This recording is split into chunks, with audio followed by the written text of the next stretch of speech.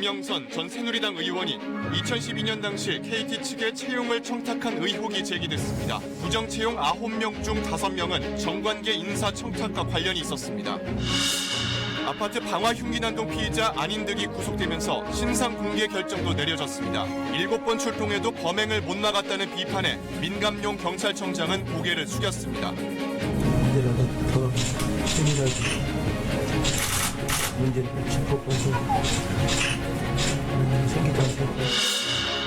북러 정상회담이 8년 만에 다음 주 블라디보스토크에서 열린다고 현지 언론이 밝혔습니다. 북한과 러시아의 밀착 움직임에 미국은 경계의 목소리를 내며 견제했습니다. 잉글랜드 토트넘의 손흥민이 유럽 챔피언스 리그 8강 2차전에서 2분여 동안 2골을 넣으며 팀을 4강으로 이끌었습니다. 역대 아시아 선수 최다골 신기록도 세웠습니다. 서울 단독주택뿐 아니라 아파트와 상가, 공시가도 제멋대로 매겨진 것으로 파악됐습니다. 같은 동, 비슷한 면적인데도 공시가 상승률이 약 8배 차이 나는 곳도 있었습니다.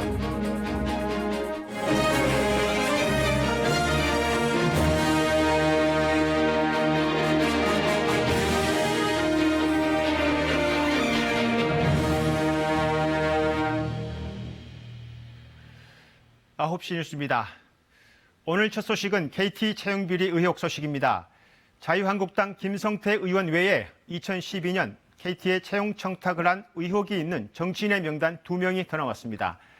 당시 새누리당의 김희정 전 여성가족부 장관, 김영선 전 의원입니다. 이들이 채용 청탁을 한 사람들은 실무 면접에선 불합격 처리됐지만 나중에 결국 최종 합격한 것으로 알려졌습니다. 강병수 기자의 단독 보도입니다. 2012년 KT 하반기 신입사원 공개 채용에서 부정 합격한 것으로 드러난 사람은 모두 9명입니다. 서유열 전 KT 사장은 이들 중 고졸공채 4명을 포함해 모두 6명의 부정 채용을 지시한 혐의로 구속 기소됐습니다. 그런데 KBS 취재 결과 당시 새누리당 소속 전현직 국회의원 2명도 서 전 사장에게 지인의 자녀가 KT 고졸공채에 합격할 수 있도록 청탁한 것으로 알려졌습니다. 김희정, 김영선 전 새누리당 의원인데 김희정 전 의원은 박근혜 정부 당시 여성가족부 장관을 맡았었고 김영선 전 의원은 2006년 한나라당 대표를 지냈습니다. 두 사람이 채용을 청탁한 이들은 이른바 관심 대상자라는 이름으로 따로 분류됐는데 이들의 인적사항 옆에는 채용을 청탁한 사람의 이름과 직함이 적혀 있어 특혜를 줄 수 있도록 했습니다. 당시 KT 고졸공채는 서류 심사와 적성 검사, 그리고 실무 면접과 임원 면접 순, 관심 대상자로 분류된 이들은 서류 검사와 적성 검사를 건너뛴 채로 곧장 실무 면접부터 치렀습니다. 그런데도 실무 면접에서 불합격하자 당시 채용 실무 책임자가 불합격이라고 못 박지 말고 불합격권이라고 표시하라고 말해 채용은 계속 진행됐고 이들은 결국 최종 합격한 것으로 알려졌습니다. KBS는 김 전 장관과 김 전 의원 측에 해당 의혹에 대해 각각 물었는데 두 사람 모두 자신과 무관한 일이라고 답했습니다. 검찰은 조만간 김 전 장관 등을 소환해 채용 청탁 의혹에 대해 확인할 방침입니다. KBS 뉴스 강병수입니다. 이렇게 해서 KT 채용비리 청탁 의혹 9명 가운데 8명이 확인됐습니다. 이 가운데 3명이 국회의원, 2명이 관료 출신입니다. 아직 1명의 이름이 확인되지 않고 있습니다. 검찰은 이석채 전 KT 회장이 합격시켜야 할 사람을 직접 찍은 것으로 보고 있습니다. 계속해서 김진호 기자의 보도입니다. 2012년 KT는 제졸공채 5명과 고졸공채 4명을 부정 채용했습니다. 어떤 사회 유력 인사들이 이들을 청탁했을까? 고졸공채 부정 채용 청탁자는 김희정 전 여성가족부 장관, 김영선 전 새누리당 의원, 그리고 전 KT 노조위원장으로 지목됐습니다. 특히 전 노조위원장이 청탁한 2명은 서류 전형부터 임원 면접까지 4개 채용 단계에서 모두 불합격하고도 최종 합격한 것으로 알려졌습니다. 고졸공채와 별도로 이루어진 제졸공채 청탁자는 김성태 자유한국당 의원과 성시철 전 한국공항공사 사장, 정영태 전 동반성장위원회 사무총장, 김종선 전 KTDS 사장이고 나머지 1명은 아직 드러나지 않았습니다. 수사 대상 9명 중 3명이 국회의원, 2명은 관료 출신으로 정관계 인사 5명이 본인이나 지인의 자녀 취업으로 KT와 유착고리를 형성한 겁니다. 검찰은 9명 대부분이 이석채 회장과 관련된 것으로 의심하고 있습니다. 특히 이 전 회장은 대졸공채 1차 면접 직후 합격시켜야 할 대상을 직접 찍어준 것으로 알려졌습니다. 검찰은 한 차례 피의자 신분으로 소환했던 이석채 회장을 조만간 재소환할 방침입니다. 검찰은 이석채 회장이 김성태 의원 딸을 정규직으로 채용하는 대가로 국감 증인 채택 등의 특혜를 받았는지도 조사하고 있습니다. KBS 뉴스 김진호입니다. 어제 경남 진주에서 참극을 벌인 피의자의 신원이 조금 전 공개됐습니다. 피의자는 42살 안인득입니다. 안 씨는 오늘 구속됐습니다. 취재기자 연결해서 좀 더 알아보겠습니다. 최세진 기자, 피의자 안인득의 신상이 공개됐습니다. 그만큼 이번 범행이 중대하고 또 시민들의 알 권리가 있다는 뜻이겠죠? 네, 2시간 전쯤인 오후 7시를 넘어 이번 참사의 피의자인 안인득의 신상이 공개됐습니다. 경찰과 외부위원 등 7명이 참석한 신상공개심의위원회는 6시 반부터 회의를 열어 안인득의 실명과 나이, 얼굴 등을 공개하기로 결정했습니다. 안인득이 사전에 준비한 흉기를 이용해 5명의 주민을 살해하는 등 범행 수법이 잔인하고 또 중대한 피해가 발생한 점, 그리고 범행을 시인하고 CCTV 분석 등으로 증거가 충분하다며 신상을 공개한 것입니다. 안인득은 신상 공개에 앞서 오후 4시쯤 구속됐습니다. 창원지방법원 진주지원은 안 씨가 도주와 증거인멸의 우려가 있어 구속의 필요성이 인정된다고 판단했습니다. 경찰은 조현병 병력이 있는 안 씨가 정신질환 치료 중단으로 증상이 악화되면서 피해망상이 지속되고 분노가 극도로 커져 범행을 한 것으로 보고 있습니다. 실제로 안 씨는 오늘 오전 영장실질심사를 위해 법원으로 이동하던 중 취재진에게 자신이 10년 동안 받은 불이익에 대해서도 조사해달라며 횡설수설하기도 했습니다. 경찰은 안 씨가 범행 2, 3개월 전 흉기를 미리 준비했고 범행 3시간 전인 어제 새벽 1시쯤 원한을 갚는다는 생각으로 휘발유를 구입한 점 등을 미뤄 계획적인 범행일 가능성에 무게를 두고 있습니다. 어제 새벽 일어난 참사 피해자는 사망 5명과 중상 3명 등 20명으로 어제보다 2명 더 늘어났습니다. 네, 정신질환 증세가 악화돼서 피해 망상이 커졌는데 또 범행을 2, 3개월 전부터 준비했다. 뭔가 앞뒤가 안 맞는 느낌도 있고 경찰 수사가 더 필요하지 않나 싶습니다. 네, 최세진 기자였습니다. 네, 이번 참극으로 숨진 희생자들은 모두 5명입니다. 노인과 아이, 여성이었습니다. 특히 학교 친구를 잃은 학생들의 추모 발걸음이 종일 이어졌습니다. 유족들은 여러 차례 신고하고 또 7번이나 경찰이 출동하고도 피의자를 방치해서 참사가 벌어졌다면서 울분을 참지 못했습니다. 보도에 황재락 기자입니다.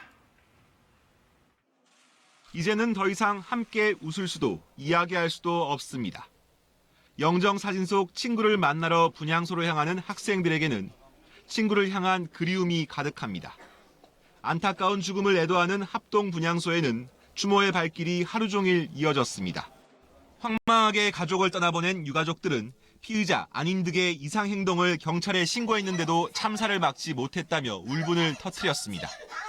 이 사람에 대해서 주기적으로 신고가 들어오고 민원이 들어오면은 파출소든 경찰서든지 신고를 접수를 했을 거 아닙니까? 올해만 7번이나 출동하고도 범행을 막지 못했다는 비판에 경찰은 고개를 숙였습니다. 민감용 경찰청장은 경찰의 대응이 적절했는지 진상조사하겠다고 유족들에게 말했습니다. 이제라도 더 세밀하게 문제를 짚어보고 그런 일이 생기지 않도록 하고. 넉넉하진 않아도 이웃과 의지에 살아가던 공간은 이번 참사로 충격에서 벗어나지 못하고 있습니다. 주민과 학생들을 위한 심리상담 치료가 시작됐지만 언제 예전처럼 평온한 삶으로 되돌아갈 수 있을지 기약할 수 없습니다. 이 인근에 있는 상담 선생님을 좀 투입을 해가지고 아이들 개인 상담이라든지 집단 상담을 이렇게 추진하기로. 20명의 사상자가 발생해 지역 전체가 깊은 슬픔에 빠진 가운데 이번 사고로 숨진 18살 최모양 등 3명의 합동 연결식은 내일, 12살 금모양과 할머니 등 2명은 모레 아침 발인식이 열릴 예정입니다. KBS 뉴스 황재락입니다. 네, 또 하나 이번 참극으로 중증 정신질환자들을 사회적으로 치료하고 보살피는 일이 과제로 떠올랐습니다. 필요성은 커지는 반면에 현실을 보면 정신병동이 7년 새 15% 줄어서 거꾸로 가고 있습니다. 이지은 기자가 현장을 점검했습니다. 중증 정신질환자나 초기 환자를 입원 치료하는 정신과 폐쇄병동입니다. 병상은 10개뿐 2년 전에 3분의 1로 줄었습니다. 폐쇄병동을 완전히 없앤 대학병원도 있습니다. 최근 7년 사이 하나둘 사라진 병상이 160여 개, 전국 40여 개 상급 종합병원의 정신과 폐쇄병동 규모가 15% 줄었습니다. 대형 병원들이 폐쇄병동을 외면하는 가장 큰 이유는 투자와 유지비 부담입니다. 처음에 이제 그 병동을 만들 때 들어가는 이제 투자 비용도 있지만 계속해서 들어가는 인건비도 좀 있고요. 그런 그 추가 인력이 더 필요합니다. 외래 진료를 포함한 정신과 자체를 소홀히 하는 분위기마저 있습니다. 마찬가지로 돈벌이가 안 된다는 이유 때문입니다. 정신과는 환자 한 명을 길게는 1시간 넘게 상담할 때도 있어 많은 환자를 보기 어렵습니다. CT나 MRI 같은 값비싼 검사도 거의 없습니다. 흉부외과나 안과 등과 비교하면 평균 진료비가 5분의 1 수준입니다. 잘 진단하고 거기에 맞춰서 이제 약물이라든가 여러 요법들을 잘 사용하는 것이 중요한데 대학병원급에서 사실은 그런 역할을 해주는 게 한국 사회의 이 정신건강보건에서는 이제 중요한 역할이죠. 2017년 기준 정신질환자는 280만 명, 국민 20명 중 1명꼴입니다. 치료가 필요한 환자는 갈수록 느는데 치료 여건은 경제 논리 앞에 뒷걸음질하고 있습니다. KBS 뉴스 이지은입니다. 이미선, 문형배 두 헌법재판관 후보자들에 대한 국회 인사청문 보고서 채택이 오늘 안 됐습니다. 문재인 대통령은 내일 두 후보자를 청문 보고서 없이 전자결재를 통해서 임명할 것으로 보입니다. 한국당은 장외투쟁 등 강경투쟁을 예고하고 있습니다. 정유진 기자의 보도입니다. 문형배, 이미선 헌법재판관 후보자에 대해 청와대가 요청한 청문보고서 재송부 기한이던 오늘. 청문보고서 채택은 불발로 끝났습니다. 국회 법제사법위원회가 열렸지만 민주당은 2명 다 채택해야 한다. 한국당과 바른미래당은 문 후보자만 가능하다는 입장에서 차이를 좁히지 못했습니다. 상당한 부분 잘 해명이 됐는데도 불구하고 이미선 후보자에 대해서 청문보고서를 채택하지 못하겠다고 주장하신 야당 의원님들의 의견에 대해서 동조할 수 없고요. 문형배 후보자에 대한 인사청문 경과 보고서마저 채택을 할 수 없게 되었습니다. 의사 일정을 마무리하지 못해서 매우 안타깝게 생각합니다. 보고서 채택이 무산되면서 중앙아시아를 순방 중인 문재인 대통령은 내일 전자결재를 통해 두 후보자를 임명할 것으로 보입니다.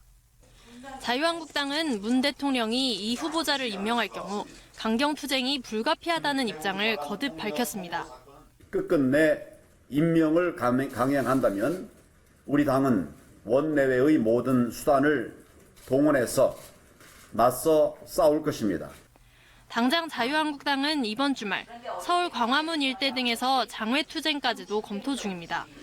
가뜩이나 대립해오던 여야는 이 후보 임명에서 정면 충돌을 하고 있어 대치 국면을 풀 카드를 찾기 어려운 상황이 됐습니다. KBS 뉴스 정유진입니다. 바른미래당의 내부 분란이 갈수록 커지고 있습니다. 4.3 보궐선거 이후에 손학규 대표 등 지도부 책임론 갈등이 오늘 의원총회에서 극명하게 드러났습니다. 선거제 패스트트랙을 논의하러 모였다가 이른바 제3지대 경론만 하다가 갈등과 분란을 고스란히 외부에 노출시켰습니다. 보도에 송락규 기자입니다. 선거제 패스트트랙 처리를 놓고 세 번째 소집된 바른미래당 의원총회. 의 총장 앞에선 손학규 대표의 찌질하다는 발언으로 당원권이 1년 정지된 이현주 의원의 출입을 놓고 실랑이가 벌어졌고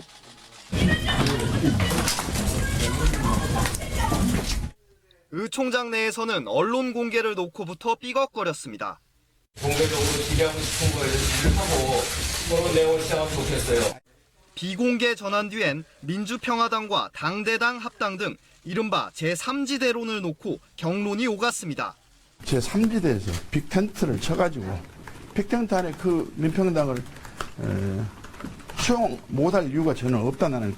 민평당하고 합쳐서 뭐 호남에서 선거만 생각하겠다 그런 생각으로 저는 당이 살아날 수는 없다고 생각합니다. 손 대표에 대한 공개 사퇴 요구도 거듭 나왔습니다. 당초 의원총회 목적이던 패스트트랙 표결 문제는 바른정당계 반발로 무산됐습니다. 특히 민주당이 공수처 합의안 등을 부인했다는 소식이 의총 도중 전해져 반발을 키웠습니다. 최종 합의된 내용 자체가 지금 상대당에서 번복하는 이 문제가 나왔기 때문에 합의된 안을 전제로 해서 더 이상 논의를 진행하지 않기로 했습니다. 바른미래당으로서는 당내 갈등을 공개적으로 증폭시킨 셈이고 선거법 패스트트랙 문제는 불발 가능성이 더 커진 셈이 됐습니다. KBS 뉴스 송락규입니다. 북한과 러시아 간의 정상회담이 다음 주 러시아 블라디보스토크에서 열릴 것이라고 러시아 크렘린궁이 방금 전 공식 발표했습니다. 이달 중에 열릴 것으로 보입니다. 2차 북미 정상회담 결렬과 비핵화 협상이 교착 상태인 상황에서 북러 정상 간 다음 주 만남이 미국 등 주변 국가에게 미묘한 경계 분위기를 만들어내고 있습니다. 모스크바 이동환 특파원이 전해왔습니다. 김정은 위원장의 집사로 불리는 김창선 부장이 블라디보스토크 역에서 목격됐습니다. 지난달 중순 모스크바를 방문했다 블라디보스토크를 거쳐 귀국한 지 한 달 만입니다. Why did you come to Vladivostok? Could you please tell us? 김 위원장의 열차 방문을 앞두고 사전 답사에 나선 것으로 보입니다. 러시아 외무부는 다음 주 블라디보스토크에서 북러 정상이 만날 거라고 밝혔고 크렘린궁도 북한 측과 회담 장소를 조율 중임을 확인했다고 러시아 언론이 전했습니다. 이와 관련해 크렘린궁은 방금 전 공식적으로 북러 정상회담이 이달 중 열릴 것이라고 발표했습니다. 회담 장소로 거론되는 극동연방대학 일부 건물은 이미 폐쇄 절차에 들어갔습니다. Информация о проведении саммита между главами двух государств у нас сейчас нет. Корпус С ДВФУ сейчас закрыт по внутренним причинам. 러시아 외교 소식통은 김정은 위원장이 이 대학 내 숙박시설에서 하룻밤을 머물 가능성이 있다고 전했습니다. 8년 만에 이루어지는 북러 정상회담에 미국 쪽에선 경계의 목소리가 나옵니다. Kim wants to see Putin to be able to use him to support his blackmail diplomacy. An alliance or close relationship with Putin will put pressure on the United States. 미국 정부는 견제에 나선 모양새입니다. 비건 대북 특별대표가 러시아로 날아갔고 볼턴 국가안보보좌관도 오랜만에 북한을 향해 입을 열었습니다. 3차 북미 정상회담의 조건으로 북한이 핵 포기를 위한 전략적 결정을 했다는 진정한 징후가 필요하다고 말했습니다. 미국의 이런 견제가 아니더라도 러시아가 대북 제재 공조를 깨기는 어려운 상황입니다. 김정은 위원장과 푸틴 대통령의 첫 만남이 상징성은 크겠지만 성과는 미미할 거라는 전망이 나오는 이유입니다. 모스크바에서 KBS 뉴스 이동환입니다. 중앙아시아 순방에 나선 문재인 대통령이 투르크메니스탄을 국빈 방문해 우리 기업이 건설한 대규모 가스 화학 단지를 방문해서 두 나라 사이의 생산물 양해 각서를 체결했습니다. 풍부한 자원과 성장 잠재력이 큰 중앙아시아는 현 정부가 추진하는 신북방 정책의 핵심 지역입니다. 이병도 기자의 보도입니다. 카스피해 연안의 투르크멘바시, 지난해 10월 완공된 키안리 가스화학 단지입니다. 총 사업비 30억 달러가 들었는데 우리 기업들이 건설했습니다. 중앙아시아를 순방 중인 문재인 대통령이 이곳을 찾아 우리 근로자들을 격려했습니다. 수도에서 500km 떨어진 곳이지만 투르크메니스탄 대통령도 동행했습니다.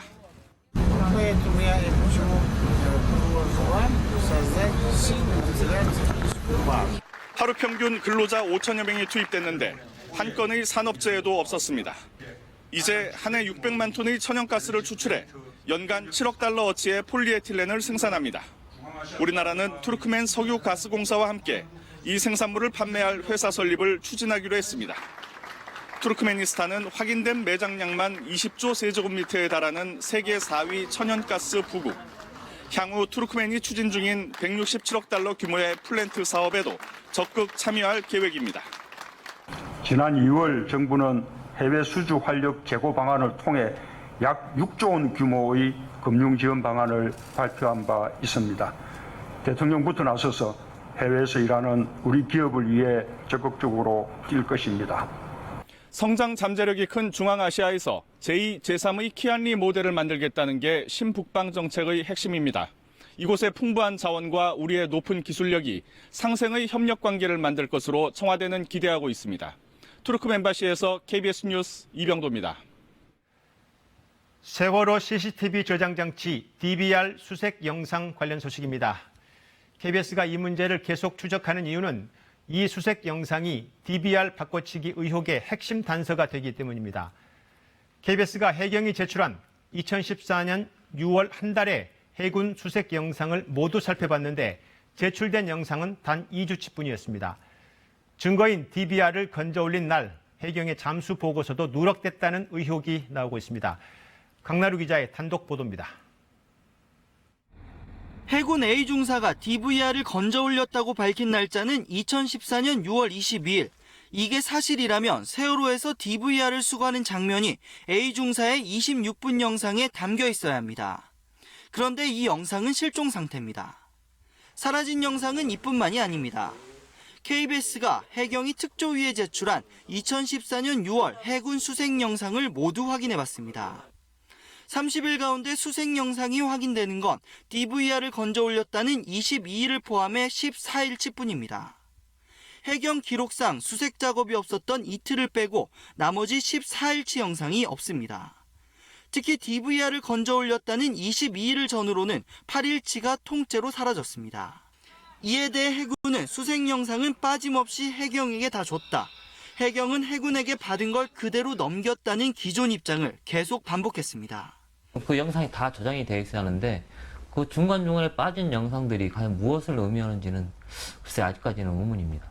의문은 또 있습니다. 세월호 가족협의회가 2015년 해수부에서 받은 해경의 잠수 실적 계획 보고서, 2014년 6월 19일부터 7월 6일까지 보고서를 받았는데 유독 23일 보고서만 없습니다. 23일 보고서엔 DVR을 수거했다는 22일 밤 상황이 담겨 있어야 합니다. 그런데 취재에 들어가자 해경은 23일 보고서가 있다고 답해왔습니다. 22일 밤에 노트북과 카메라 등 8점을 인양했다고 돼 있는데 그럼 2015년엔 왜 이 보고서를 내지 않았냐는 질문엔 잘 모르겠다고만 밝혔습니다. KBS 뉴스 강나루입니다.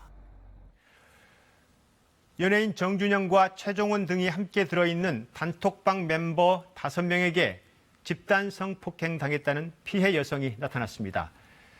이 여성은 조만간 경찰에 고소장을 제출할 예정입니다. 허효진 기자의 보도입니다. 불법 촬영물 유포 혐의로 구속된 정준영 씨와 검찰에 넘겨진 최종훈 씨를 포함한 단톡방 일행에게 집단 성폭행을 당했다는 주장이 나왔습니다. 지난 2016년 3월 정 씨의 지방 팬사인회를 앞두고 피해 여성 A 씨가 정준영 일행과 호텔방에서 술을 마신 뒤 정신을 잃었고 다음날 잠에서 깨어나 보니 옷이 모두 벗겨진 채 누워 있었다는 겁니다. 옆에는 최종훈 씨가 누워 있었고 정준영 씨 등 일행 5명이 방 안에 있었다고 덧붙였습니다. 경찰이 입수한 정준영 씨의 단체 대화방에서도 이 같은 집단 성폭행 정황을 암시하는 대화가 등장하는 것으로 알려졌습니다. 이들은 또 당시 상황을 녹음한 것으로 보이는 음성 파일을 공유하고 피해 여성과의 관계를 촬영했는지 서로 물어본 것으로 전해졌습니다. A씨가 정신을 잃었지만 성폭행이 이루어졌음을 의심케 하는 발언도 있었습니다. 정준영 일행의 집단 성폭행 의혹은 A씨가 최근 공익신고자 방정현 변호사에게 단톡방 확인을 요청하면서 드러났습니다. 방 변호사는 A씨가 겪은 상황으로 추정되는 내용을 정 씨 일행의 단톡방에서 확인했다고 밝혔습니다. A씨는 사건이 일어난 당시에는 수치심이 들어 상황을 파악하지 못했고 이후 정 씨 일행은 A씨에게 성폭행과 불법 촬영을 부인한 것으로 알려졌습니다. 경찰은 A씨의 고소장이 접수되는 대로 성폭행 혐의에 대해 본격 수사에 착수하겠다고 밝혔습니다. KBS 뉴스 허유진입니다. 마약 투약 혐의를 받고 있는 가수 박유천 씨가 어제 이어서 오늘도 경찰 조사를 받았습니다. 과거 연인이었던 황하나 씨에게서 마약 양성 반응이 나왔고 또 박유천 씨가 마약 거래를 했을 것으로 보이는 정황을 경찰이 확인해서 추궁하고 있습니다. 박 씨는 기자회견에서 연예계 은퇴를 언급하면서 혐의를 강하게 부인했습니다. 오현태 기자가 보도합니다. 박유천 씨는 7시간가량 조사를 받은 뒤 집으로 돌아갔습니다. 혐의를 부인하느냐는 질문 등에는 답이 없었습니다. 여전히 혐의 부인하시는 건가요? 돈은 어디다 입금하시죠? 경찰은 마약 거래를 의심할 수 있는 증거를 확보해 박 씨를 추궁했습니다.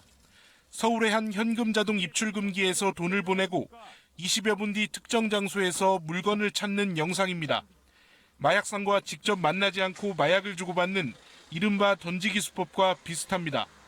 경찰은 박유천 씨에게 부탁해 마약을 구매했다는 황하나 씨 진술을 바탕으로 영상을 찾아낸 것으로 알려졌습니다.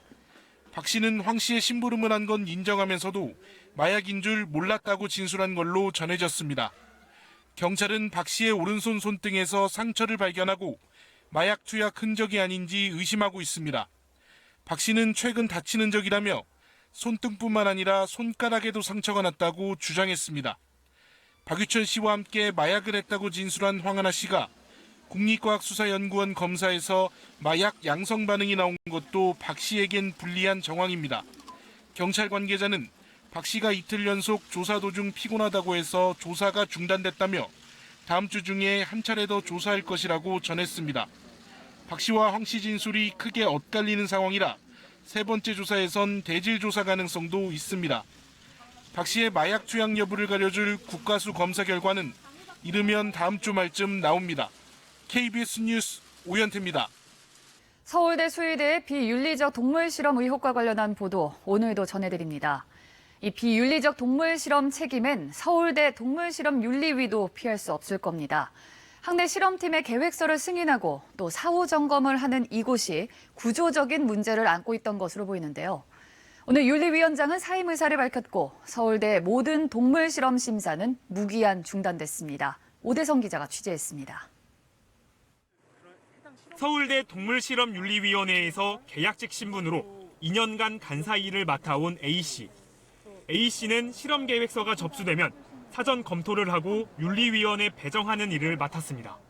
9 to 6로 정규 근무 시간에는 일들을 했는데 이때 유선 민원이 너무 많았기 때문에 집에 가서 아이패드로 이제 0시부터 3시까지 계속 계획서 업무를 거의 한 15시간 정도를 한 2년을 꼬박 일했던 것 같습니다. 국내 대학 중 가장 많은 동물 실험을 하는 서울대의 연간 실험 건수는 1,400여 건. A씨는 혼자서 계획서를 검토하고 27개 실험실에 현장 점검도 나갔지만 역부족이었다고 토로합니다. 1,400건에 달하는 페이퍼를 한 장짜리 페이퍼도 아닌 몇 숫자짜리 페이퍼를 체크를 하는데 과연 여기 기재한 내용을 실제로 이행하고 있는지를 누가 체크하는가. 그거에 대한 인력난을 이유로 계획서를 심사하는 전문 심사위원들은 지난해 하반기에야 구성됐습니다. 그전까진 A씨가 전문위원이 하는 일까지 도맡았습니다. 실험 계획서를 꼼꼼히 살피고 사후 점검까지 해야 할 윤리위가 부실하게 운영돼 온 겁니다. 박재학 윤리위원장은 오늘 동물 실험이 비윤리적이라는 제보가 끊임없는 상황임에도 행정적 지원을 제대로 확보하지 못했다면서 위원장직을 사임하겠다고 밝혔습니다. 부실 졸속 심사 논란에 서울대 내 모든 동물 실험의 심사는 무기한 중단됐습니다. KBS 뉴스 오대성입니다. 물론 복제견 메이를 실험했던 이병천 교수의 연구도 잠정 중단됐습니다. 그리고 검역 탐지견 복제 사업에 수십억 원의 정부 예산이 투입됐지만 이렇다 할 관리 감독이 없었던 농식품부는 보도가 나가자 뒤늦게 실태 조사에 착수했습니다. 이어서 김수현 기자입니다. 축산물 탐지 훈련에 한창인 한 비글 품종 복제견입니다.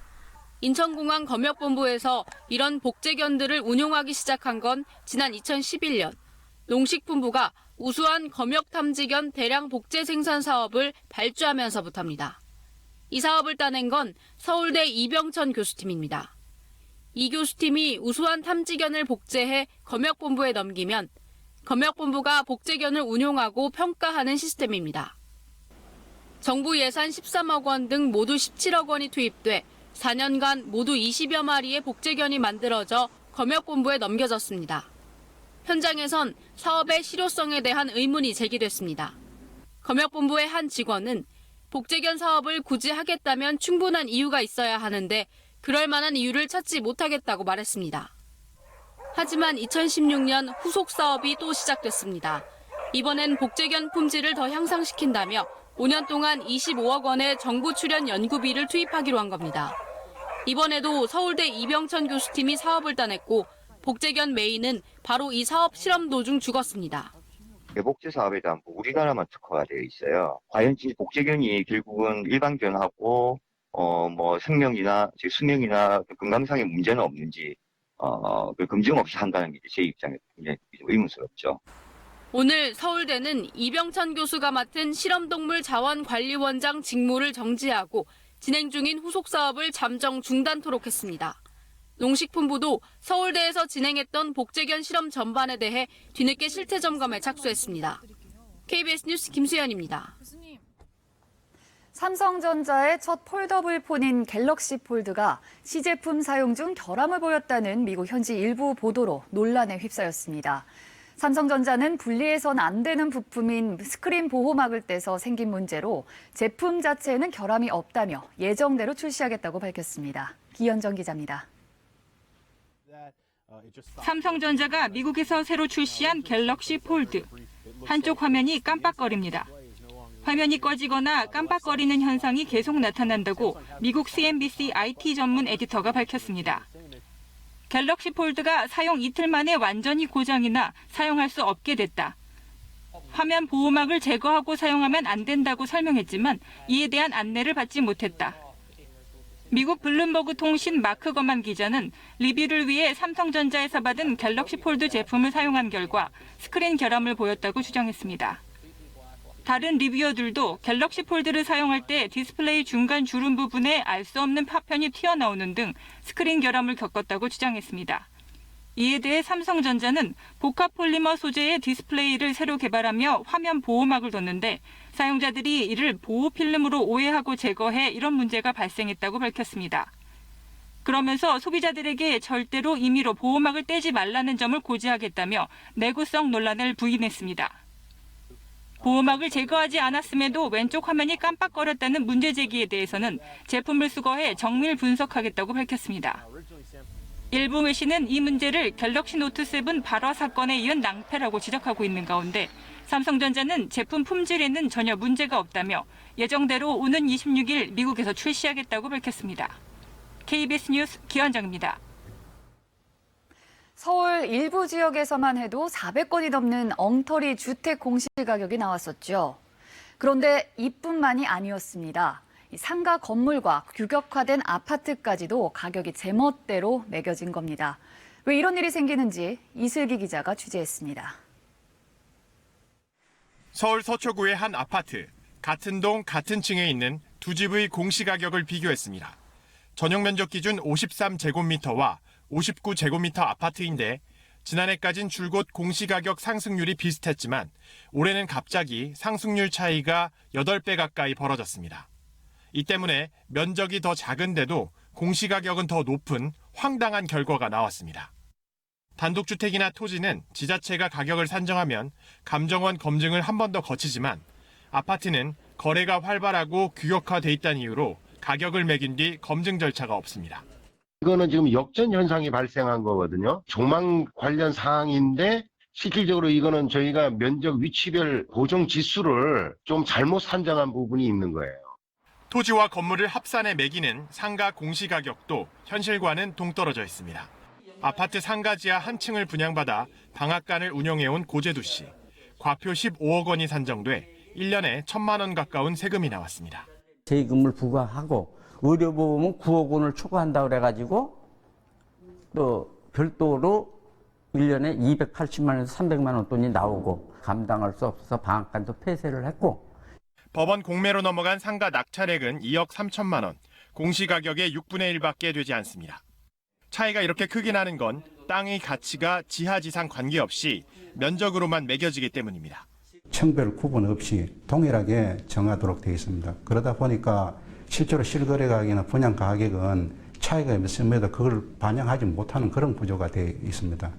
올해 표준 단독주택에 대한 이의 신청은 431건으로 1년 새 10배나 급증했습니다. 엉터리 공시가격에 대한 국민 불신이 커진 만큼 가격 평가 기준이 무엇인지 정부는 명확하게 밝히고 30년 된 공시제도를 현실에 맞게 손볼 필요도 있습니다. KBS 뉴스 이슬기입니다. 2015년 한일 위안부 합의 협상 문서를 공개하라며 외교부를 상대로 한 소송이 진행돼 왔는데요.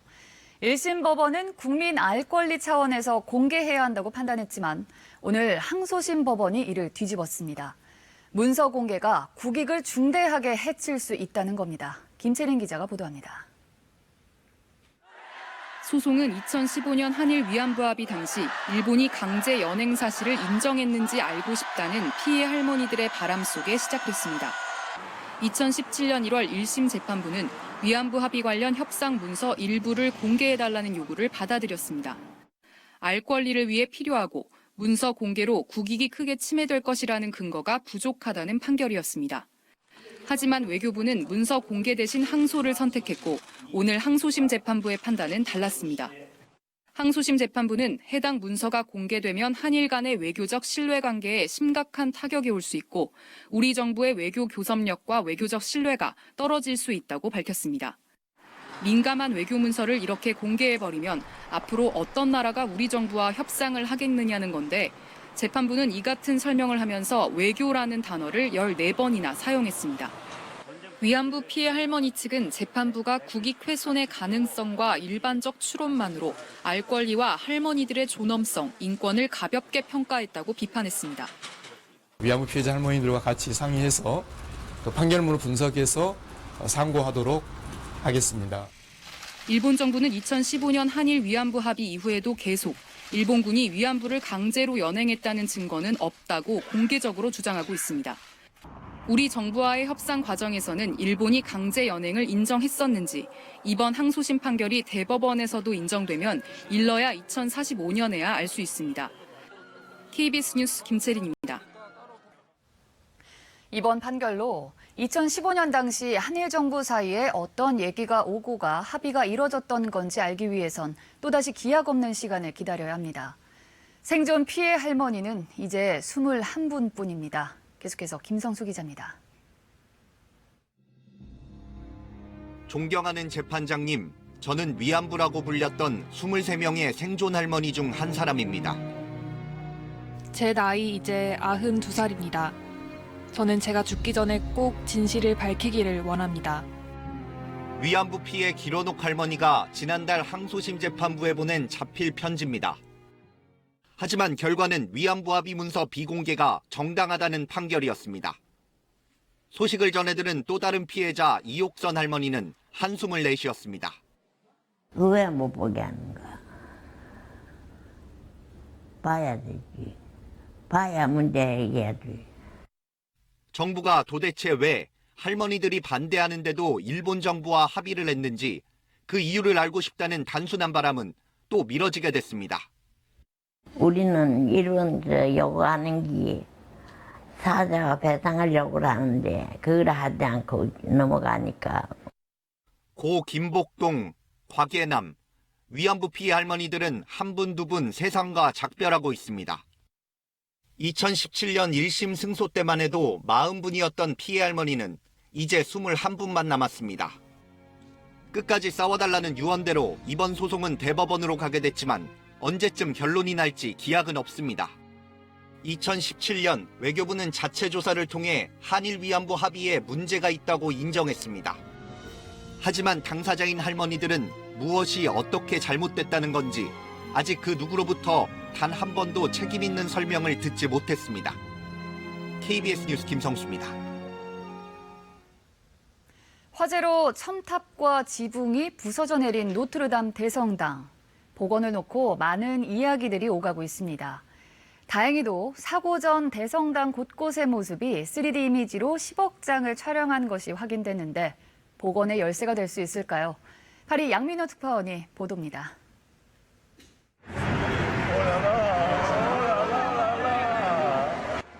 화재 1시간 만에 붕괴된 첨탑과 지붕.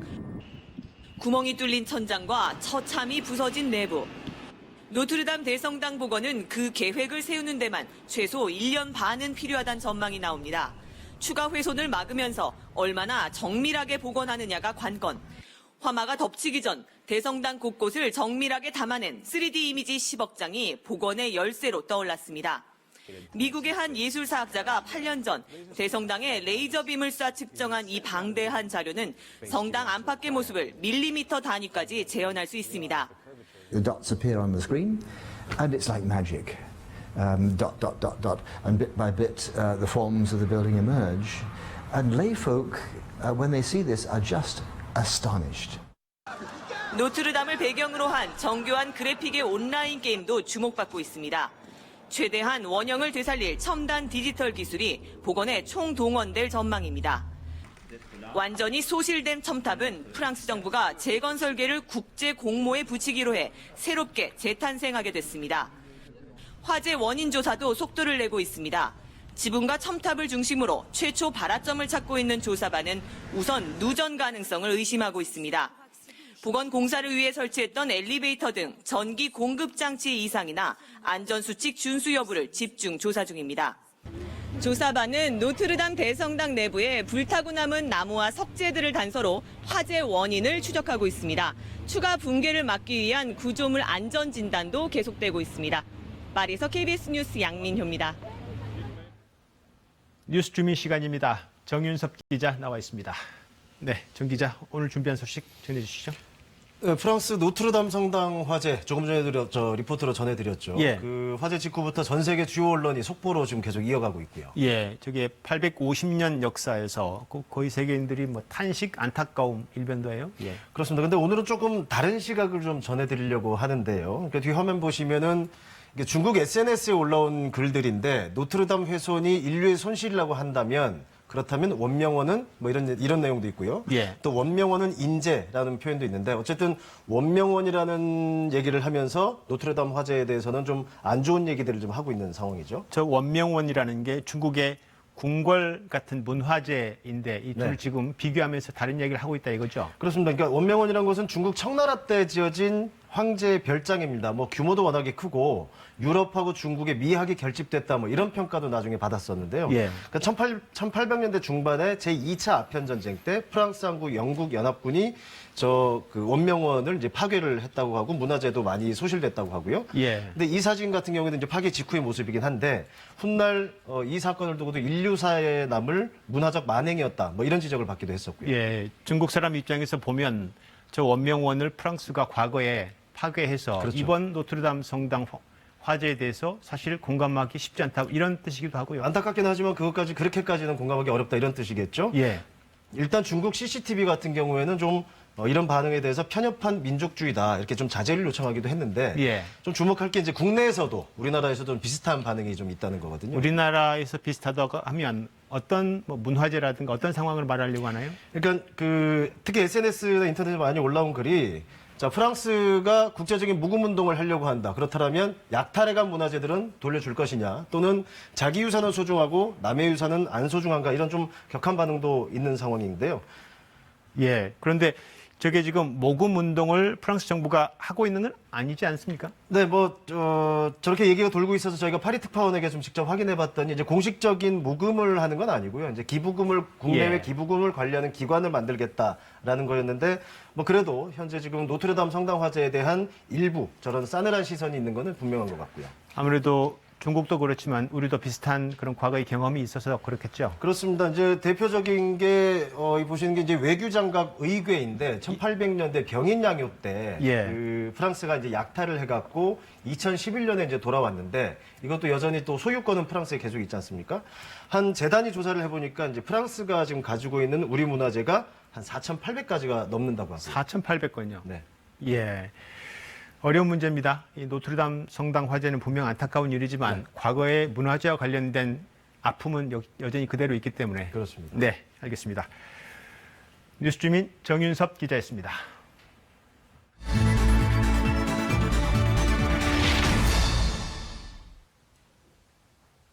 김학의 사건 수사단이 박근혜 청와대 수사 외압 의혹을 살피기 위해 대통령 기록관과 경찰청 등을 추가로 압수수색했습니다. 더불어 사건의 핵심 인물인 건설업자 윤중천 씨가 관련된 김 전 차관의 뇌물 혐의를 입증할 정황도 확인한 것으로 KBS 취재 결과 드러났습니다. 자세한 내용 정세배 기자가 단독 보도합니다.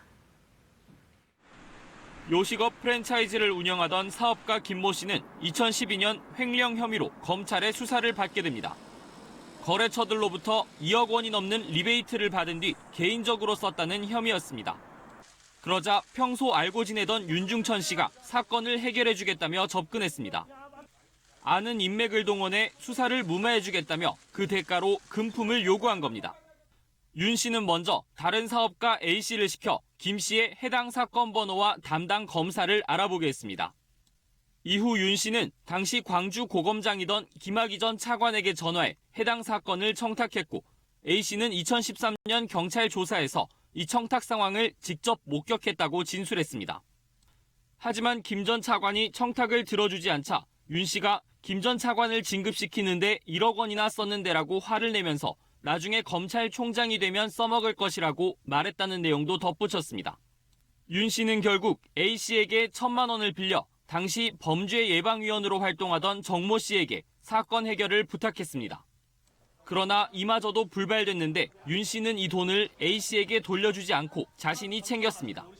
검찰은 이 같은 정황이 윤 씨의 범죄 혐의는 물론 김 전 차관에게도 알선 수뢰 혐의를 적용할 수 있는 단서가 될 것으로 기대하고 있습니다.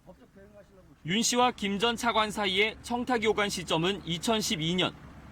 뇌물죄에 대한 공소시효가 남아있을 것으로 보이는 만큼 검찰은 앞으로 이 부분을 집중적으로 들여다볼 것으로 보입니다. 검찰은 오늘 윤 씨에 대해 사기와 알선 수재 등의 혐의로 구속영장을 청구할 계획입니다. KBS 뉴스 정수배입니다.